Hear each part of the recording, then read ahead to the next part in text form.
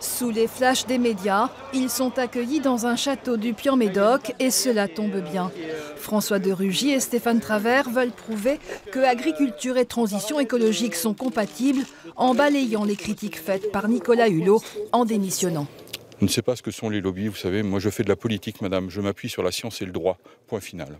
Ce que nous voulions, à travers la position qui est la nôtre, c'est faire en sorte que cette sortie du glyphosate ne pèse pas uniquement sur les épaules des producteurs, mais que cela soit partagé par l'ensemble de la chaîne alimentaire. Samedi dernier, les députés rejetaient encore l'interdiction du glyphosate en France d'ici 3 ans. La solution passe par l'Europe.